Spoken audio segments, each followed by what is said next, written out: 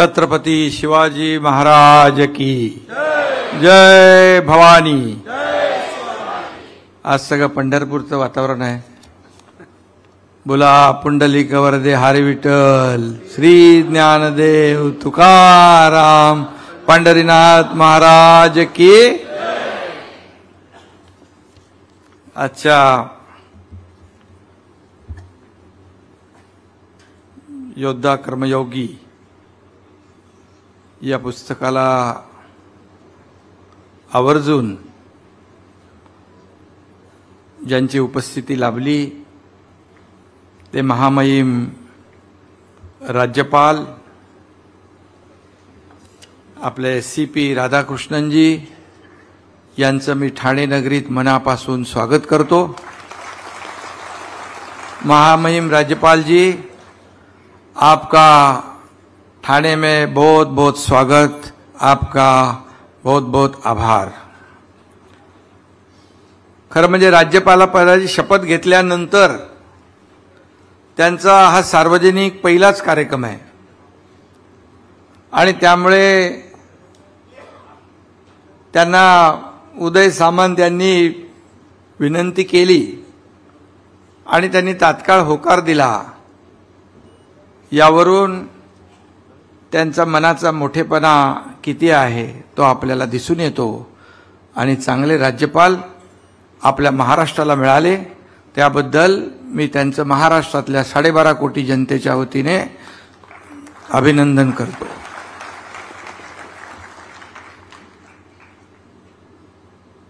आपले लोकप्रिय उपमुख्यमंत्री देवेंद्रजी आहेत, आपले दुसरे उपमुख्यमंत्री अजितदादा आहेत, नीलमताई आहेत, शंकरबाबा आहेत, मधु मंगेशजी आहेत, सर्व माझे मंत्रिमंडळातील सहकारी आहेत, व्यासपीठावरील सर्व सन्मान्य मान्यवर, कोकण मराठी साहित्य परिषद, शारदा एज्युकेशन सोसायटी आणि ग्रंथालय प्रकाशन यांचेही मनापासून मी अभिनंदन करतो। खरं म्हणजे सुरेश हिंगलापूरकर आणि डॉक्टर प्रदीप ढवळ, डॉक्टर अरुंधती भालेराव आणि सर्व त्यांचे सहकारी यांचं मनापासून मी अभिनंदन करतो। खरं म्हणजे ढवळ सर 2 वर्षापासून, मला वाटतं मुख्यमंत्री व्हायच्या अगोदरपासून हे प्रकाशन करायचं म्हणून सातत्याने सांगत होते। मी सांगत होतो, म्हणत होतो ठीक आहे करूया, आपण करूया। शेवटी एवढी मेहनत केल्यानंतर त्यांना नाही म्हणणं देखील माझ्यासारख्या कार्यकर्त्याच्या जीवावर आलं होतं आणि मग उदय सामंत यांना जबाबदारी दिली। मग त्यांनी आमच्या घरात श्रीकांतच्या आईला मग ते मध्ये घेतलं आणि मग एकीकडून सगळीकडूनच एक दबाव तंत्र आणण्याचा गमतीने मी म्हणतोय। पण खरं म्हणजे मी अनेक पुस्तकांची प्रकाशनं केली, अनेक कार्यक्रमाला उपस्थित राहतो मी। हा क्षण माझ्यासाठी निश्चितच आनंदाचा आहे आणि ठाण्यात होतोय हा कार्यक्रम याचाही मला आनंद आहे। पण माझ्यावर तो हा म्हणजे पुस्तक जे लिहिलंय त्या प्रकाशनाचा हा कार्यक्रम आहे, त्यामुळे अनेक कार्यक्रमाने हा कार्यक्रम याच्यात थोडा फरक आहे आणि याच्यात मला भाषण करणं देखील थोडं अवघडून टाकणार आहे। खरं म्हणजे माझ्या जीवनावर किंवा जीवन प्रवासावर पुस्तक लिहावं एवढं कोणतंही ग्रेट काम मी केलेलं नाही, हे मी नम्रपणे या ठिकाणी सांगू इच्छितो। मी केलेल्या संघर्षाचं, भोगलेल्या दुःखाचं, केलेल्या कामाचं उदात्तीकरण करावं असं मुळात मला वाटत नाही आणि मला ते आवडतही नाही. माझा सुरुवातीपासून याला नकार होता. खरं म्हणजे आजही माझं तेच आहे. पण हे सगळे लोक आल्यानंतर मग ज्यांनी एवढी मेहनत केली, मग ते राजन भणे आहेत, श्रीनिवास ओक आणि सर्वच जण, या सगळ्यांच्या आग्रहामुळे ज्यांनी ज्यांनी या पुस्तकाला सहकार्य केलं, मार्गदर्शन केलं, त्या सगळ्यांचं मी मनापासून धन्यवाद, त्यांचं मनापासून अभिनंदन करतो. खरं म्हणजे तुम्ही मला, काही लोकांनी माझ्यावर गाणं केलं, आनंदाचा नाद कोणी म्हणतं, मदतीचा हात कोणी म्हणतं. पण माझ्या बरोबर किंवा माझ्यावर प्रेम करणाऱ्या तुमच्या सगळ्यांची साथ जर नसती तर हा एकनाथ इथवर पोहोचला नसता. त्यामुळे आपल्या सर्वांचे, व्यासपीठावर बसलेल्या सर्वांचे, या सभागृहातल्या सगळ्यांचे आणि या महाराष्ट्रातल्या जनतेचे मी मनापासून आभार मानतो, मनापासून त्यांना धन्यवाद देतो. खरं म्हणजे शंकर बाबांनी मगाशी 2 शब्द म्हटले, तो शंकर बाबा मेरे भी 2 शब्द है. जब तक है आम जनता का साथ तब तक काम करेगा ये आपका एकनाथ. मैंने भी आपकी बहुत स्टोरी पढ़ी है, तुमची माहिती मी घेतली आहे खूप. अगदी काही नसताना गरिबांसाठी काम करणं, आणि त्यामुळे सरकारने तुमची शिफारस केली आणि आदरणीय प्रधानमंत्री महोदयांनी तुम्हाला पद्मश्री दिलं, ही देखील मोठी गोष्ट आहे. आणि हेही मी सांगतो, चाहे रास्ते में आ जाए कितने कांटे या कंकर, मेरे पीछे खड़े रहेंगे आप जैसे कई शंकर. दादा थोडं मी पण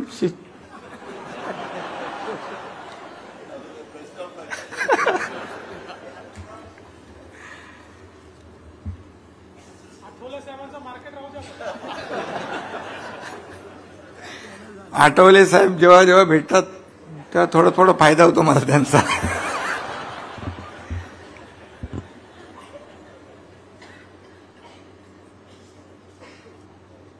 आणि खरं म्हणजे मी नम्रपणे या ठिकाणी सांगतो की आजवर जे काय आहे ते श्रेय माझं एकट्याचं नाही आहे. अनेक लोकांनी माझ्यावर प्रेम केलं, माझ्यावर माझ्या कार्यकर्त्यांनी जीवापाड माझ्यासाठी, संघटनेसाठी मेहनत केली. 100% निष्ठा आणि 200% विश्वास माझ्यावर ठेवला. त्याचमुळे हे सगळं इथपर्यंत ही आपल्याला जे काही प्रवास करता आला त्यामध्ये खूप माझे सहकारी आहेत. सत्तेचा आणि संघटनेचा वापर सर्वसामान्यांच्या हितासाठी झाला पाहिजे, गोरगरिबांच्या कल्याणासाठी झाला पाहिजे. हे बाळकडू आदरणीय बाळासाहेबांनी आणि आनंद दिघे साहेबांनी मला दिलं. आणि त्याचमुळे एका शेतकऱ्याचा, एका कष्टकऱ्याचा, एका गरीब परिवारातला हा एकनाथ या राज्याचा मुख्यमंत्री होऊ शकला. खरं म्हणजे हा प्रवास देवेंद्रजींनी सांगितलं मगाशी, खडतर आहे होता. वाटेल ते पडेल ते काम केलं. फिशरीज कंपनीत काम केलं, अनेक कंपन्यात काम केलं, वेळेला रिक्षाही चालवली. परंतु जे काम केलं, जे काम मिळालं ते प्रामाणिकपणे केलं. प्रामाणिकपणे केलं. शेवटी प्रत्येक माणसाच्या आयुष्यामध्ये एक कष्ट, तळमळ, प्रामाणिकपणा, डेडिकेशन आणि डिवोशन फार महत्वाचं आहे. मला काहीतरी मिळेल यासाठी काम करणं, माझ्याकडून काहीतरी समाजाला मिळेल यासाठी काम करणं, मला काय मिळालं यापेक्षा मी समाजाला काय देणार आहे हे माझ्या दृष्टीने महत्वाचं आहे. आणि त्या मार्गावर मी काम करतोय. खरं म्हणजे दादानी मगाशी सांगितलं, देवेंद्रजींनी सांगितलं, एक सर्वसामान्य कार्यकर्ता. मी आज मुख्यमंत्री जरी असलो तरी सुद्धा मी आजही, कालही कार्यकर्ता म्हणून काम करत होतो, आजही कार्यकर्ता म्हणूनच काम करतोय आणि उद्याही कार्यकर्ता म्हणूनच काम करणार आहे. कोणतंही पद मला कार्यकर्ता या शब्दाच्या तुलनेत छोटं वाटतं. कारण माझ्या ठाई सीएम म्हणजे कॉमन मॅन, सर्वसामान्य माणूस. आणि हे तत्वज्ञान जे आहे बाळासाहेबांनी, दिघे साहेबांनी मला शिकवलं. अजितदादांनी मगाशी बाळासाहेबांचा आणि दिघे साहेबांचा उल्लेख केला. ढवळ सरांनी वरती नाही टाकले, पण आतमध्ये फोटो आहेत त्यांचे. ढवळ सर दुसऱ्या ह्याच्यामध्ये दादांचा उल्लेख जे हे केलंय ते बरोबर आठवण ठेवा दुसऱ्या आवृत्तीत. आणि देवेंद्रजींनी सांगितले काय ते लक्षात ठेवा. दादांना सोबत घ्या त्या पुस्तकात. कारण तुम्हाला जे माहित नाही ते आता दादांना पण माहिती आहे ना माझ्याबद्दल, कारण आम्ही एकत्र काम करतोय. आणि म्हणून खऱ्या अर्थाने एखाद्याचं साधारणतः आपण पाहतो, एखाद्या व्यक्तीचं चरित्र प्रकाशित होतं तेव्हा त्या व्यक्तीचं योगदान देऊन झालं असं आपण समजतो. पण हे पुस्तक म्हणजे माझ्या कारकिर्दीचा क्लायमॅक्स नाही, इंटरव्हलही नाही. हा तर फक्त ट्रेलर आहे, पिक्चर अभी बाकी है.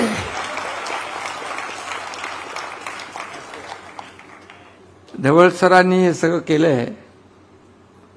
मधुबाई पण आहेत, त्यांनी या पुस्तकामध्ये त्यांचे योगदान दिले. पद्मश्री मधु मंगेश कर्णिक, 93 वर्ष आहेत त्यांचे, आणि ते आज या कार्यक्रमाला आलेत. मी त्यांना देखील वंदन करतो. खरं म्हणजे योद्धा, कर्मयोगी वगैरे हे सगळे जे काही शब्द आहेत, खरं कार्यकर्ता, मला या पुस्तकात एक असं नाव तुम्ही दिलं असतं ढवळ सर, कार्यकर्ता म्हणून मला संबोधलं असतं तर मला जास्त बरं वाटलं असतं, आनंदही जास्त झाला असता. पण ठीक आहे, आता सगळ्यांचंच थोडं थोडं समाधान करावं लागतं. आलेला माझ्याकडे माणूस खाली रिकाम्या हाताने जाता कामा नये ही भावना माझी असते. धर्मवीर आनंद दिघे साहेबांच्या आनंद आश्रमात मी जेव्हा बसायचो कठड्यावर, रडत आलेली लोक, दुःखी कष्टी होऊन आलेली लोक, काय जादू दिघे साहेबांच्यामध्ये होती माहित नाही. 5-10 मिनिटांमध्ये तो जाताना त्याच्या चेहऱ्यावरचा एक आनंद वेगळा पाहायला मिळायचा. रडवेला चेहरा करून आलेला माणूस हसत मुखाने जायचा. हे मी पाहिले, याचा मी साक्षीदार आहे. आणि दिघे साहेब खऱ्या अर्थाने जर माझ्या आयुष्यात नसते तर मी आज या ठिकाणी आपल्यासमोर उभा नसतो. कारण ते असामान्य होते, ते खरे योद्धा होते, ते खरे लढवय्ये होते, संघर्ष योद्धा होते. त्यांनी देखील खूप संघर्ष केला. सर्वसामान्य लोकांना न्याय देण्यासाठी त्यांनी रात्रीचा दिवस केला. अगोदर पालघर आणि ठाणे जिल्हा एकत्र होता. खूप मोठा हा भौगोलिक परिस्थिती, भौगोलिक दृष्ट्या खूप मोठा जिल्हा, अख्खा जिल्हा पालथा घालायचे. सकाळी उठायचे, सगळ्यांना भेटायचे, पुन्हा दुपारी निघायचे, रात्री पुन्हा 12 वाजता यायचे, पहाटेपर्यंत काम करायचे. दादा ते शेवटची ट्रेन पकडून लोक यायचे देवेंद्रजी, आणि पहिली ट्रेन पकडून परत जायचे. असं त्यांचं काम होतं. आणि त्यामुळे ती सवय मला लागली.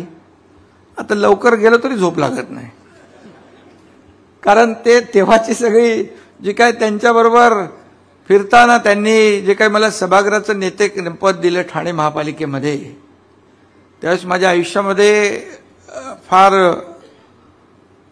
एक दुःख मोठं होतं न पचवण्या इतकं. आणि ते माझ्या पाठीशी उभे राहिले आणि त्यांनी मला कामाला लावलं. तेव्हा मला म्हणाले, एकनाथ, आता तू समाजासाठी जग, समाजासाठी काम कर. आणि ते शब्द माझ्या आजही कानात आहेत.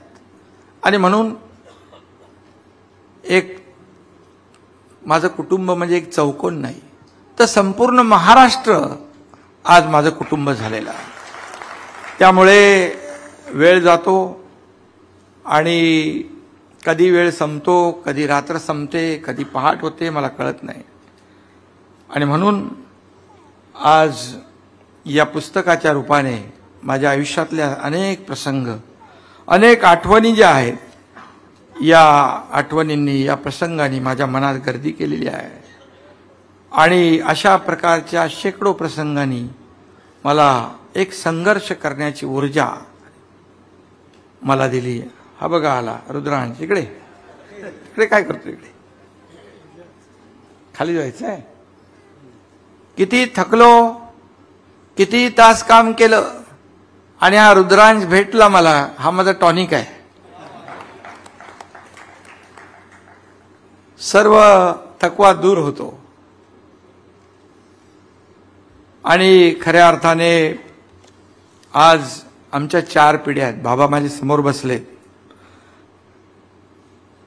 आज माझी आई असती तर तिला खूप आनंद झाला असता. आपला मुलगा एक मुख्यमंत्री झालेला आहे. तर ती बोलण्यातून तिच्या मला जाणवायचं. ती सांगायची, यश आलं तर हुरळून जाऊ नकोस, अपयश आलं तर खचून जाऊ नकोस, हिमतीने उभा राहा. आणि म्हणूनच आज या ठिकाणी जी काय ऊर्जा आहे, प्रेरणा आहे, ती आज आपल्यात नसली तरी सुद्धा तिचं लक्ष, प्रेम, आशीर्वाद सगळं आहे. आणि म्हणून आज मुख्यमंत्री म्हणून काम करत असताना एक वेगळा आनंद आहे, समाधानही आहे. आज राज्यामध्ये जे काही प्रकल्प आम्ही राबवतोय, देवेंद्रजी आणि आम्ही सुरुवात केली 2 वर्षापूर्वी. मगाशी त्यांनी म्हटलं की हिम्मत आणि धाडस हे उपजत असावं लागतं. 2 वर्षापूर्वी या महाराष्ट्राला गरज होती, सर्वसामान्य माणसाची ती गरज होती. म्हणून आम्ही सत्ता सोडली आणि लोक सत्तेच्या बाजूने जात असतात. सत्ता सोडून पाय उतार होणारे कमी असतात. आणि ते आम्ही केलं आणि पुन्हा सरकार आम्ही स्थापन केलं. सर्वसामान्यांच्या, या महाराष्ट्रातल्या लोकांच्या मनातलं सरकार. आणि मग अजितदादांनी पाहिलं सरकार चांगलं काम करतंय. अजितदादाही सोबत आले. आता आम्ही 24/7 काम करतो. मी काम करतो उशिरापर्यंत, देवेंद्रजी आम्ही उशिरापर्यंत करतो, पहाटेपर्यंत. पहाटे दादा सुरू करतात काम. 6 वाजता त्यांचं काम सुरू, 7 वाजता काम सुरू. मेट्रोचं एकदा पुण्याचं किती वाजता व्हिजिट करायला गेले तुम्ही? अधिकारीच नव्हते, त्यांना वाटलं नव्हतं एवढ्या लवकर येतील अजितदादा. कारण 24/7 काम सरकारचं सुरू आहे. आज प्रकल्प सुरू आहेत. आज एकीकडे विकास प्रकल्प जे बंद पडले होते त्याला चालना आम्ही दिली. विकास आणि कल्याण याची आम्ही सांगड घातली. कल्याणकारी योजना आज आम्ही सुरू केल्या. मुख्यमंत्री लाडकी बहीण योजना, मुख्यमंत्री अन्नपूर्ण योजना, युवक प्रशिक्षण योजना, शेतकरी योजना, अनेक योजना आम्ही सुरू केल्या. आणि आज पाहतोय की या मुख्यमंत्री माझी लाडकी बहीण योजना एवढी पॉप्युलर झाली आहे की जिथे जिथे आम्ही जातो तिथे आमच्या बहिणी येतात, राख्या बांधतात, राख्यांनी हात भरून जातात. आणि हा खरं म्हणजे एक त्यांनाही वाटतं हे आमचे भाऊ आहेत आणि आमच्यासाठी काहीतरी करतायत. राजकारण सोडा, विरोधक टीका करतायत, त्यांच्यावर आम्ही लक्ष देत नाही. फक्त आमच्या महिला भगिनी, आमच्या लाडक्या बहिणींना आम्ही एवढंच सांगतो, आम्ही जे बोलतोय ते करतो. योजना तुमच्यासाठी आता निवडणुका डोळ्यासमोर ठेवून केली नाही. आम्ही जवळपास 8-10 महिन्यापासून आम्ही याचा सगळं तयारी करत होतो. देवेंद्रजी, मी, दादा, आमचे मंत्रिमंडळातले सहकारी. आणि म्हणून येत्या राखी पौर्णिमेच्या आधी आमच्या लाडक्या बहिणींच्या खात्यात पैसे जमा होतील. आणि तेव्हा आम्ही हे एवढंच सांगतो की फक्त सावत्र भावांपासून सावध राहा. त्यांना ही योजनाच नको आहे. त्यांना वाटलं ही योजना आम्ही आणणार नाही. अनपेक्षित आम्ही निर्णय घेतले. आणि म्हणून आज का मी राजकारण या ठिकाणी बोलू इच्छित नाही राजकारणावर, पण मी एवढंच सांगतो, पांडुरंगाची आषाढीची पूजा करण्यासाठी आमच्या 4 पिढ्यांना संधी मिळाली. याला देखील नशीब लागतं, भाग्य लागतं आणि पांडुरंगाचा आशीर्वाद देखील लागतो. खरं म्हणजे मगाशी देवेंद्रजी, दादा सगळ्यांनीच म्हटलं आणि माझ्या कुटुंबाला देखील वरती बोलवलं. मी समाजकारणात स्वतःला झोकून दिल्यानंतर बाबांचे तर आशीर्वाद आहेत, आईचेही होते, पण माझ्या पत्नीने खंबीरपणे कुटुंब सांभाळलं. तिचा विश्वास, तिचा पाठिंबा आणि तिने केलेला त्याग ही माझी ताकद आहे खरं म्हणजे. आणि ती माझ्या पाठी उभी नसती तर इतका खडतर संघर्षमय प्रवास मी करू शकलो नसतो. श्रीकांत डॉक्टर झाला, खासदार झाला, संसद रत्न ठरला. चांगल्या शिक्षणाबरोबर उत्तम संस्कार त्याच्यावर झाले. त्याला मंत्री करा असा 6 खासदारांनी माझ्याकडे आग्रह धरला, परंतु श्रीकांतने सांगितलं इकडे की मंत्री आपल्या सिनियर खासदाराला करा. आणि त्याने मंत्रिपद नाकारलं. त्याच्या संस्काराचं श्रेय माझं नाही तर त्याच्या आईचंच आहे. आणि म्हणून मी आपल्याला एवढंच सांगतो की रस्त्यावर उतरून थेट काम करणारा मी कार्यकर्ता आहे. मग कोल्हापूरचा पूर असू द्या, महाडमधला पूर असू द्या, इर्षाळवाडीची घटना असू द्या, मला ते जमतच नाही. तेव्हा दादा भुसे, उदय सामंत होते माझ्याबरोबर. ते मला म्हणाले की आता आपलं काम झालंय, आपण निघूया. मला माहित होतं त्यांना काहीतरी डाऊट आला होता, हा कुठं जातो का काय वरती, म्हणजे इर्षाळवाडीवर. पण मी त्यांना सांगितलं, तुम्ही जरा आपल्या त्या ते आपलं कोणाचं आमदाराचं हॉटेल होतं, साटम, मी म्हणाला चहा पाणी घ्या, मी तोपर्यंत तुमच्या पाठून येतो. आणि मी सांगतो, कलेक्टर आणि एसपी यांच्या गाडीत बसून हा एकनाथ शिंदे इर्षाळवाडीची वाट चालू लागला. कारण वरती गेल्यानंतर पाहिलं मी, पाऊस, वादळ, वारा, अशा परिस्थितीत आपले एनडीआरएफचे जवान, आपले कर्मचारी, आपले रेस्क्यू टीम काम करत होती. ढिगारा उपसत होते. ढिगाऱ्यातून काही लोकांना बाहेर काढत होते, काही मृतदेह बाहेर काढत होते. एक टीम त्या मृतदेहांना त्यांच्यासाठी खड्डे खोदत होती एकीकडे. काय चित्र होतं ते. आणि त्यांचे नातेवाईक तिथे हंबरडा फोडून रडत होते. आणि म्हणून मी गेलो तिथे, त्यांचं सांत्वन केलं, त्या टीमच्या पाठीत. आणि शेवटी अशा वेळेस त्यांना मॉरल सपोर्ट हवा असतो. मुख्यमंत्री आला, आम्हाला एक जी काही धीर असतो, एक आधार असतो, एक सपोर्ट असतो, तो देण्यासाठी आला. आणि म्हणून मी कधी जीवाची माझा विचार करत नाही. शेवटी जे काम करतात त्यांचाही जीव आहे, तेही कुणाच्या तरी परिवारातले आहेत, कुणाचा तरी मुलगा आहे, कुणाचा तरी पती आहे, काय ते कोणीच तरी आहेत. मग मी जेव्हा परिवारात माझ्या महाराष्ट्राला समजतो तेव्हा माझेही ते परिवारातलेच असतात, त्यांना मी कसं संकटात सोडू शकतो. आणि म्हणून मुख्यमंत्री म्हणून काम करताना जसं देवेंद्रजी म्हणाले, आम्ही दोघांनी देखील सुरुवात केली. आज मी तुम्हाला सांगतो की पहिल्या कॅबिनेटपासून आजपर्यंत, नंतर दादा आले, आजपर्यंत स्वतःच्या हिताचा, राज्यकर्त्यांच्या आम्ही कुठलाही निर्णय कॅबिनेटमध्ये घेतला नाही. जे निर्णय घेतले ते सर्वसामान्य लोकांच्या हिताचे, जनतेच्या हिताचे घेतले. आणि आम्ही टीम म्हणून काम करतोय. आज आपण पाहिलं तर मी मुख्यमंत्री, माझे दोन्ही सहकारी उपमुख्यमंत्री आहेत. पण मी कधी मुख्यमंत्री म्हणून नाही, तर आम्ही तिघही एक समानच आहोत अशाच भावनेने काम करतो. शेवटी आम्ही कोणासाठी काम करतो? राज्यातल्या जनतेसाठी काम करतो. सर्वसामान्य लोकांच्या जीवनामध्ये आनंदाचे दिवस आले पाहिजे. शेतकऱ्याच्या, कष्टकऱ्याच्या, अन्नदात्याच्या जीवनामध्ये समाधान आलं पाहिजे.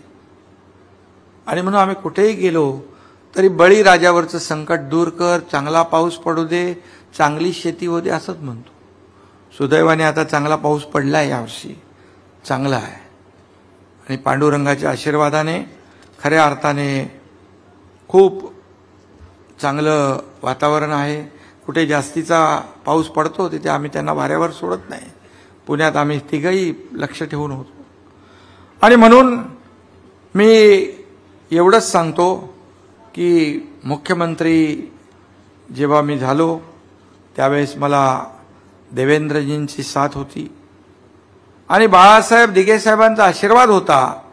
आणि त्याचबरोबर त्यांच्या पश्चात या देशाचे लोकप्रिय प्रधानमंत्री नरेंद्र मोदीजी आणि गृहमंत्री अमितभाई शाह यांची देखील साथ मला लाभली.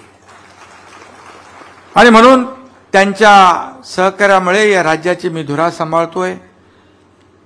खरं म्हणजे प्रत्येकाला अभिमान वाटेल असं काम आम्ही सगळेजण करतोय. आम्हाला वैयक्तिक कुणालाही काही लोभाचा, स्वार्थाचा काही आम्हाला आमच्या मनात लवलेशही नाही. जे करू ते या जनतेसाठी, राज्यासाठी, सर्वसामान्य आणि म्हणून स्वतःसाठी तर सगळे जगतात, पण दुसऱ्यासाठी जगण्यामध्ये जो आनंद आहे तो वेगळाच असतो. आणि म्हणून मी एवढंच सांगतो, काही लोक मला एकनाथ म्हणतात, काही लोकनाथ म्हणतात. लोकनाथ व्हायला आणखी बराच वेळ आहे, खूप मेहनत करावी लागणार त्यासाठी. असा लोकनाथ होत नाही.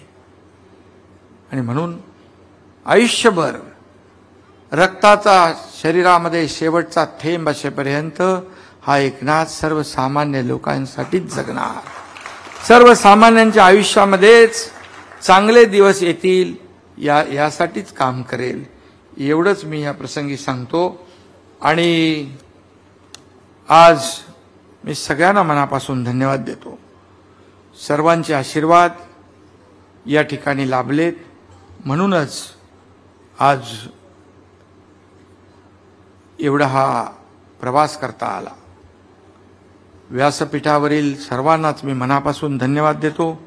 पुन्हा एकदा आमचे राज्यपाल महोदय यांचं मनापासून मी अभिनंदन करतो. त्यांनी खूप वेळ दिलाय. त्यांनी राज्यपाल महोदयांचा फार प्रोटोकॉल प्रमाणे एकदम वेळ एकदम टाइम टेबल की बात करता हूं मैं, एक्यूरेट रहता है।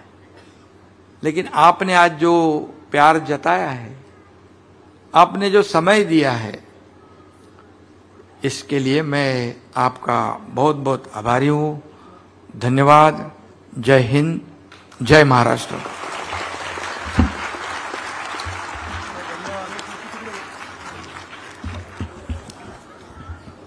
माननीय एकनाथ शिंदे साहेबांनी ज्या अतिशय प्रांजळपणे त्यांचं आयुष्य, त्याचा उद्देश सांगितला,